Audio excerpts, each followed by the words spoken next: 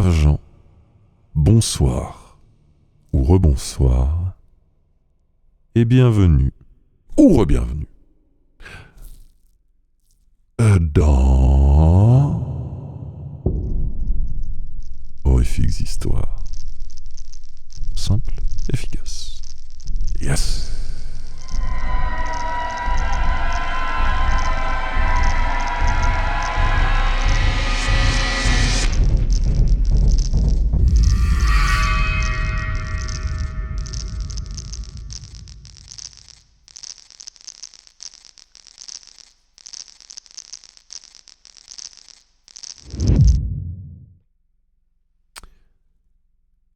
Et je vais donc vous lire La barrique d'Amontillado, écrite par Edgar Allan Poe et traduite par Charles Baudelaire. Rien que ça, tout à fait.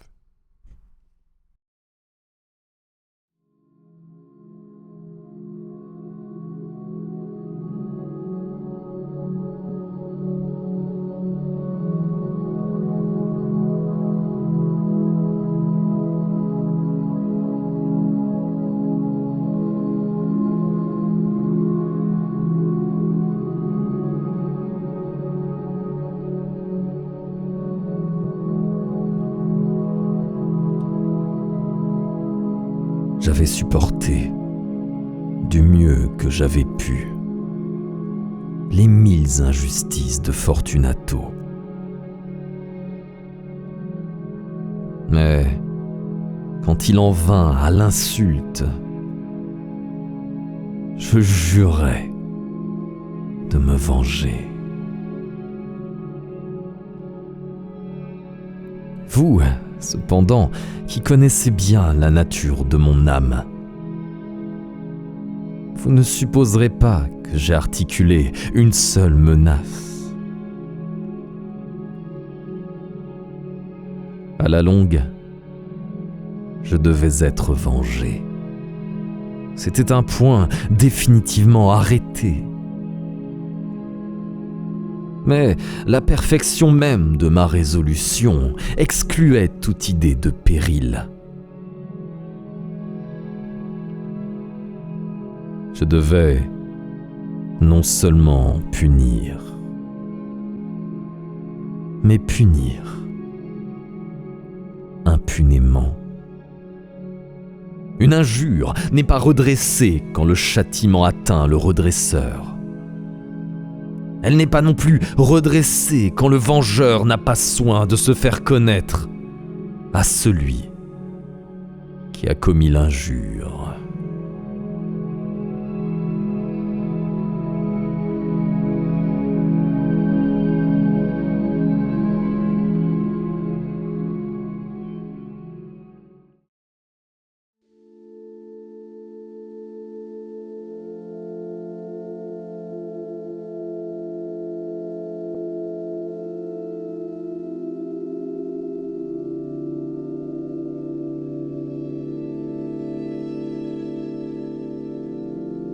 Il faut qu'on sache que je n'avais donné à Fortunato aucune raison de douter de ma bienveillance, ni par mes paroles, ni par mes actions.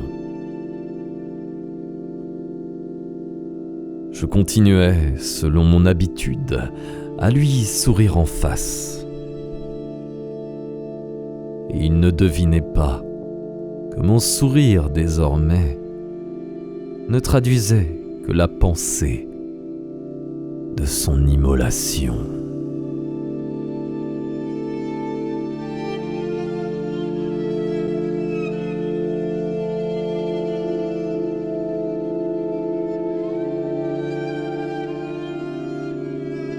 Il avait un côté faible, ce Fortunato, bien qu'il fût à tout autre égard un homme à respecter et même à craindre. Il se faisait gloire d'être connaisseur en vin. Peu d'Italiens ont le véritable esprit de connaisseur. Leur enthousiasme est la plupart du temps emprunté, accommodé au temps et à l'occasion. C'est un charlatanisme pour agir sur les millionnaires anglais et autrichiens. En fait de peinture et de pierres précieuses, Fortunato, comme ses compatriotes, était un charlatan. Mais en matière de vieux vin, il était sincère. À cet égard, je ne différais pas essentiellement de lui.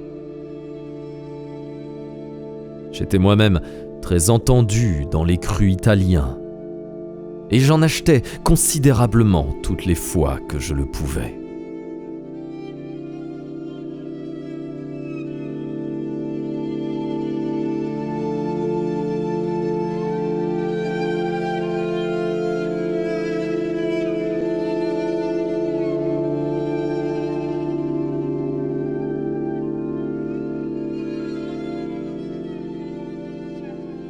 Un soir, à la brume, au fort de la folie du carnaval,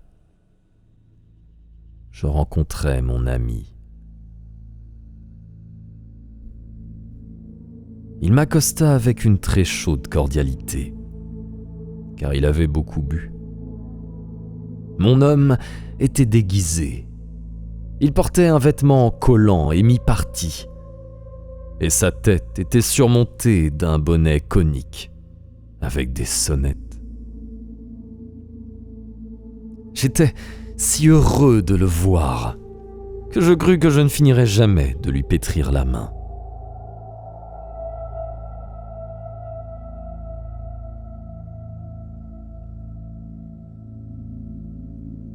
Je lui dis : « Mon cher Fortunato, je vous rencontre à propos. Quelle excellente mine vous avez aujourd'hui. Mais j'ai reçu une pipe d'Amontillado, ou du moins d'un vin qu'on me donne pour tel, et j'ai des doutes. » « Comment ?» dit-il. « De l'Amontillado ? Une pipe ? Pas possible, et au milieu du carnaval !» « J'ai des doutes, répliquai-je. Et j'ai été assez bête pour payer le prix total de l'Amontillado sans vous consulter. On n'a pas pu vous trouver, et je tremblais de manquer une occasion. « De l'Amontillado ! J'ai des doutes. De l'Amontillado ! Et je veux les tirer au clair. De l'Amontillado ! Puisque vous êtes invité quelque part, je vais chercher Lucchesi. Si quelqu'un a le sens critique, c'est lui. Il me dira : Lucchesi est incapable de distinguer l'Amontillado du Xérès. Et cependant, il y a des imbéciles qui tiennent que son goût est égal au vôtre. Venez, allons. Où ? À vos caves. Mon ami, non. Je ne veux pas abuser de votre bonté. Je vois que vous êtes invité. Lucchesi. Je ne suis pas invité. Pardon. Mon ami, non, ce n'est pas la question de l'invitation, mais c'est le cruel froid dont je m'aperçois que vous souffrez. Les caves sont insupportablement humides. Elles sont tapissées de nitre. N'importe, allons, le froid n'est absolument rien. De l'Amontillado, on vous en a imposé. Mais quant à Lucchesi, il est incapable de distinguer le Xérès de l'Amontillado. En parlant ainsi, Fortunato s'empara de mon bras. Je mis un masque de soie noire, et m'enveloppant soigneusement d'un manteau, je me laissai traîner par lui jusqu'à mon palais.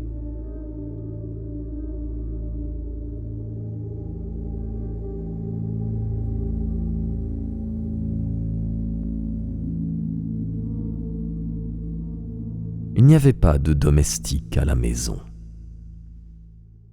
Il s'était caché pour faire ripaille en l'honneur de la saison. Je leur avais dit que je ne rentrerais pas avant le matin, et je leur avais donné l'ordre formel de ne pas bouger de la maison. Cet ordre suffisait. Je le savais bien. pour qu'ils décampassent en toute hâte, tous, jusqu'au dernier, aussitôt que j'aurais tourné le dos.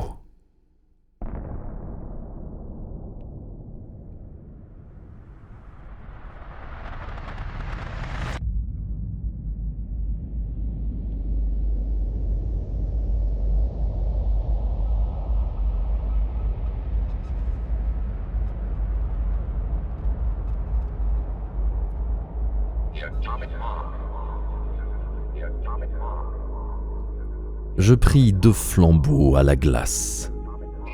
J'en donnai un à Fortunato et je le dirigeai complaisamment, à travers une enfilade de pièces jusqu'au vestibule qui conduisait aux caves. Je descendis devant lui un long et tortueux escalier, me retournant et lui recommandant de prendre bien garde. Nous atteignîmes enfin les derniers degrés, et nous nous trouvâmes ensemble sur le sol humide des catacombes des monts Trésors.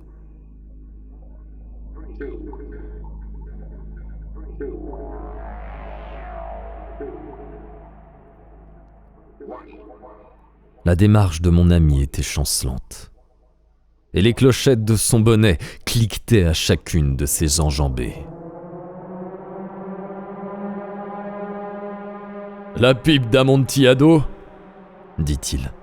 « C'est plus loin, mais observez cette broderie blanche qui étincelle sur les murs de ce caveau. »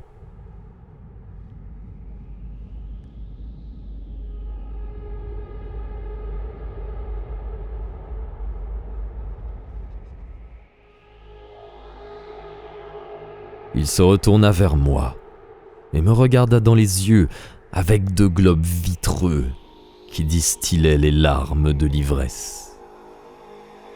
« Le nitre » demanda-t-il à la fin. « Le nitre » répliquai-je.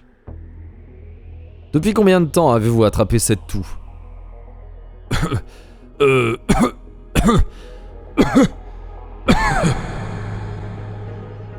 Il fut impossible à mon pauvre ami de répondre avant quelques minutes. « Ce n'est rien, » dit-il enfin. « Venez, dis-je avec fermeté. Allons-nous-en. Votre santé est précieuse. Vous êtes riche, respecté, admiré, aimé. Vous êtes heureux, comme je le fus autrefois. Vous êtes un homme qui laisserait un vide. Pour moi, ce n'est pas la même chose. Allons-nous-en, vous vous rendrez malade. D'ailleurs, il y a Lucchesi. »« Assez !» dit-il. « La toux n'est rien. Cela ne me tuera pas. Je ne mourrai pas d'un rhume. » C'est vrai. C'est vrai. Et en vérité, je n'avais pas l'intention de vous alarmer inutilement. Mais vous devriez prendre des précautions. Un coup de ce médoc vous défendra contre l'humidité. Ici, j'enlevai une bouteille à longue rangée de ses compagnes qui étaient couchées par terre, et je fis sauter le goulot. « Buvez !» dis-je en lui présentant le vin. Il porta la bouteille à ses lèvres, en me regardant du coin de l'œil. Il fit une pause, me salua familièrement, les grelots sonnèrent, et dit : « Je bois aux défunts qui reposent autour de nous. Et moi, à votre longue vie. »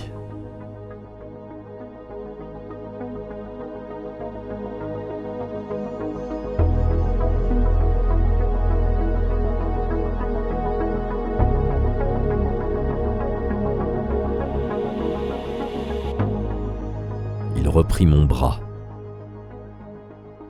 et nous nous remîmes en route.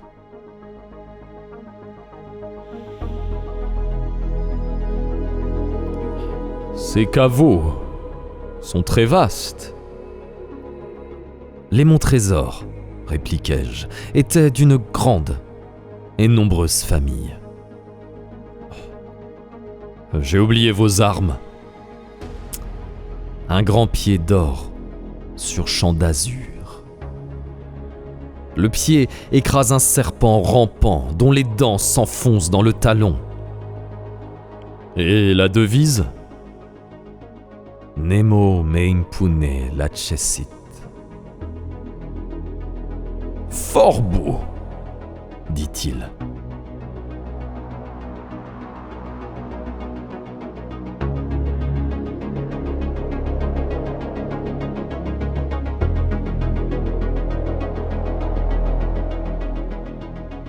Le vin étincelait dans ses yeux et les sonnettes tintaient. Le médoc m'avait aussi échauffé les idées. Nous étions arrivés à travers des murailles d'ossements empilés, entremêlés de barriques et de pièces de vin, aux dernières profondeurs des catacombes. Je m'arrêtai de nouveau. Et cette fois, je pris la liberté de saisir Fortunato par un bras, au-dessus du coude.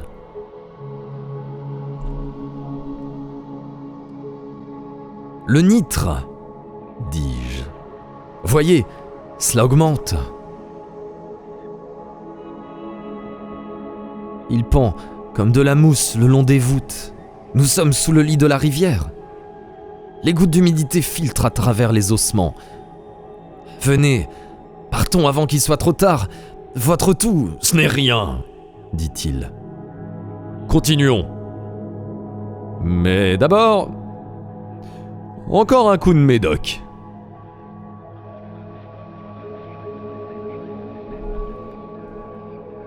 Je cassai un flacon de vin de Grave et je le lui tendis. Il le vida d'un trait. Ses yeux brillèrent d'un feu ardent. Il se mit à rire et jeta la bouteille en l'air avec un geste que je ne pus pas comprendre. Je le regardai avec surprise. Il répéta le mouvement, un mouvement grotesque. « Vous ne comprenez pas ?» dit-il. « Non, » répliquai-je. « Alors, vous n'êtes pas de la loge. »« Comment ? Vous n'êtes pas maçon ?»« Si, dis-je. Si. Vous ? Impossible. Vous, maçon ?» « Oui, maçon, » répondis-je. « Un signe, » dit-il.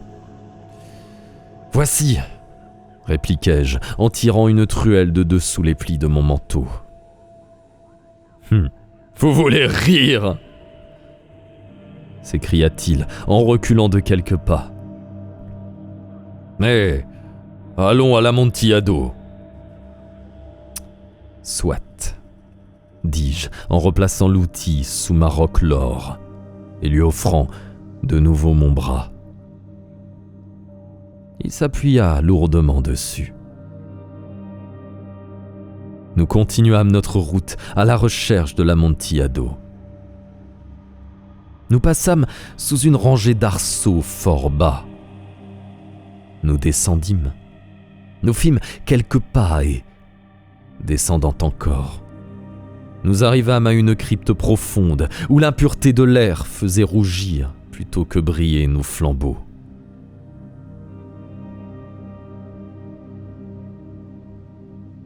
Tout au fond de cette crypte, on en découvrait une autre, moins spacieuse. Ces murs avaient été revêtus avec les débris humains empilés dans les caves au-dessus de nous, à la manière des grandes catacombes de Paris. 3 côtés de cette seconde crypte étaient encore décorés de cette façon.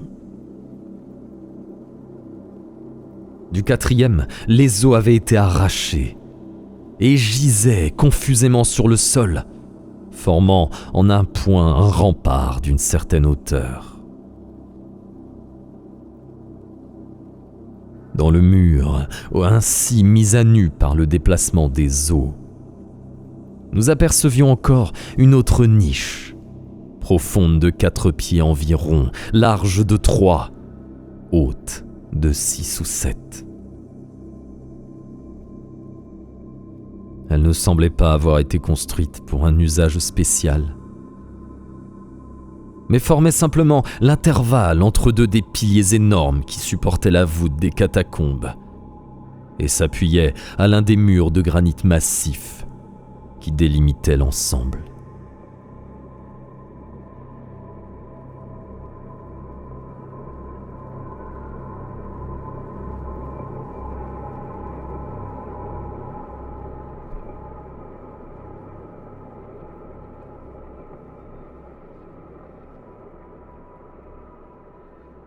Ce fut en vain que Fortunato, élevant sa torche malade, s'efforça de scruter la profondeur de la niche. La lumière affaiblie ne nous permettait pas d'en apercevoir l'extrémité. « Avancez !» dis-je. « C'est là qu'est l'Amontillado. Quant à Lucchesi, c'est un être ignare !» interrompit mon ami, prenant les devants et marchant tout de travers, pendant que je suivais sur ses talons. En un instant, il avait atteint l'extrémité de la niche, et trouvant sa marche arrêtée par le roc, il s'arrêta, stupidement ébahi.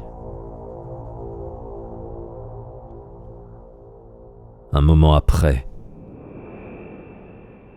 je l'avais enchaîné au granit.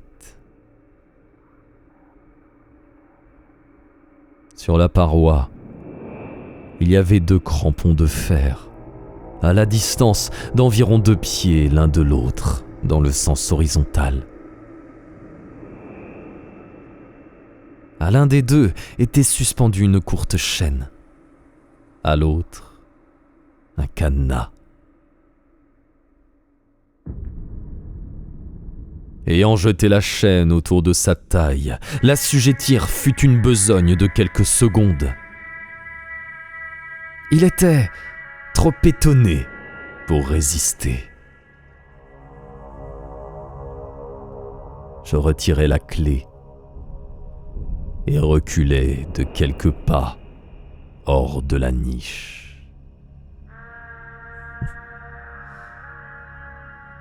Passez votre main sur le mur, dis-je.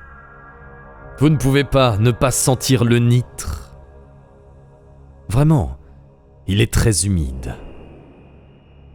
Laissez-moi vous supplier, encore une fois, de vous en aller. Non ?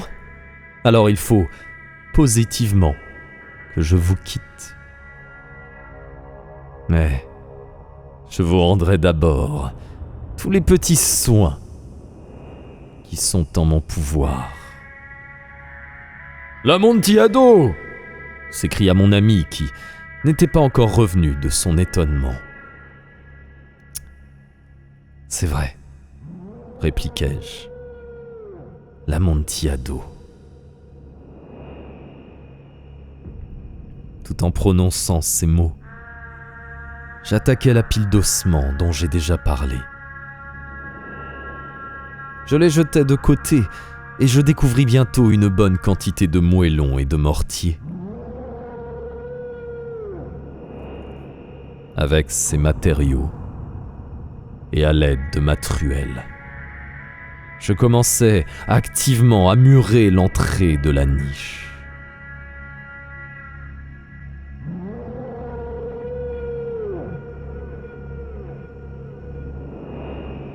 J'avais à peine établi la première assise de ma maçonnerie que je découvris que l'ivresse de Fortunato était en grande partie dissipée.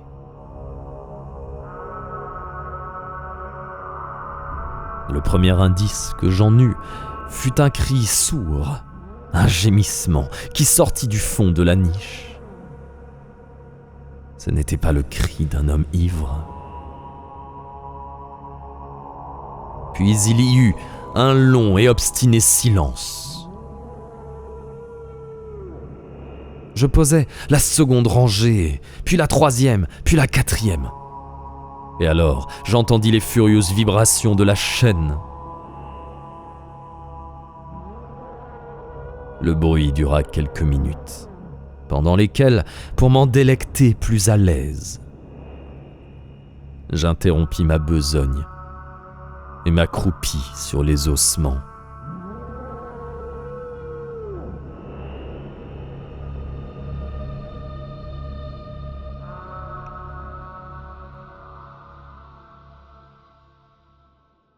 À la fin, quand le tapage s'apaisa, je repris ma truelle et j'achevai sans interruption la 5e, la 6e et la 7e rangée. Le mur était alors presque à la hauteur de ma poitrine. Je fis une nouvelle pause et, élevant les flambeaux au-dessus de la maçonnerie, je jetai quelques faibles rayons sur le personnage inclus.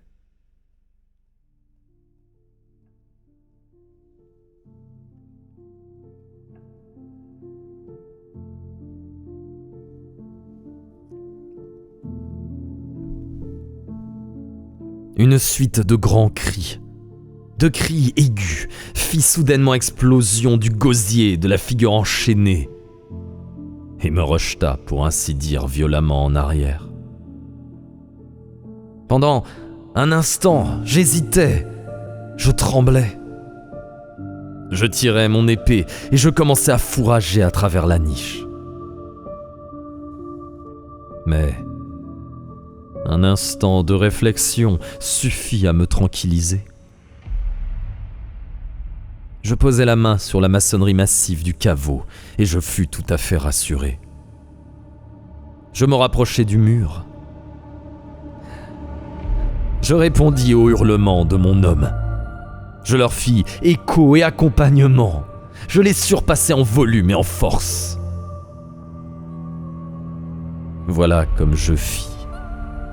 Et le braillard se tint tranquille.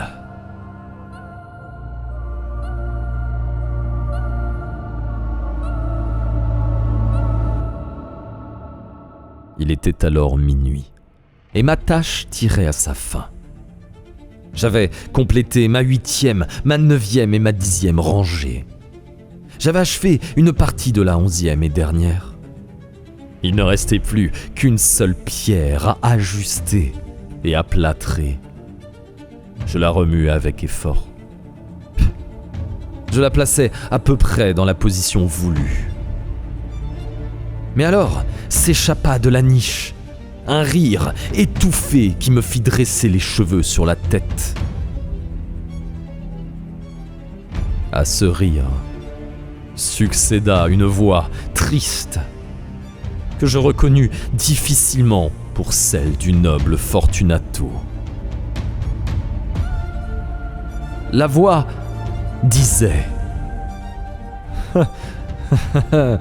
Hé, une très bonne plaisanterie en vérité, une excellente farce. Nous en rirons de bon cœur au palais, de notre vin, de l'Amontillado, dis-je. Oui, de l'Amontillado. Mais ne se fait-il pas tard? Ne nous attendront-ils pas au palais, la signora Fortunato et les autres? Allons-nous-en. Oui, dis-je. Allons-nous-en. Pour l'amour de Dieu, mon trésor! Oui, pour l'amour de Dieu.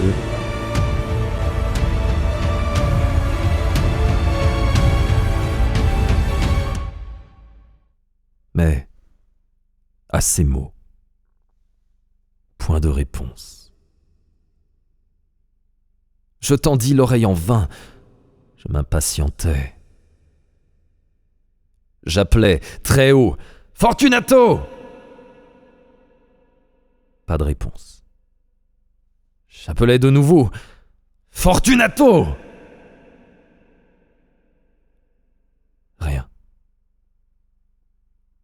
J'introduisis une torche à travers l'ouverture qui restait et la laissai tomber en dedans.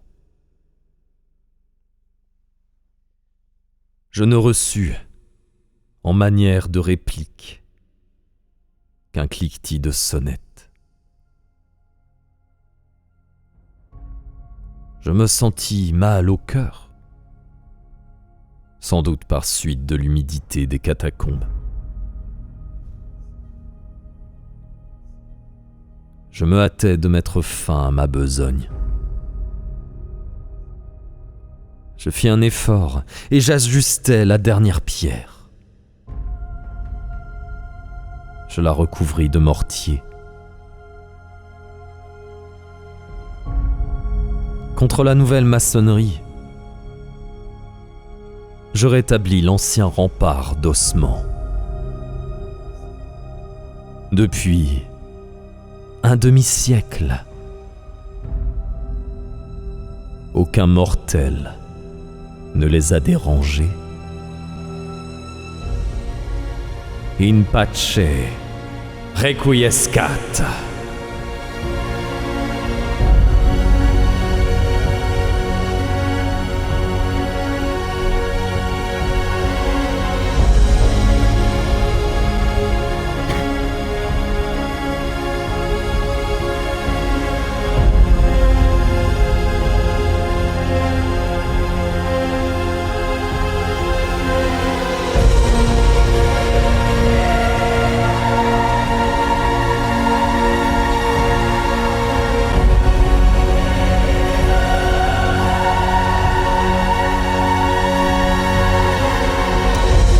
Et voilà pour la deuxième nouvelle de cette soirée.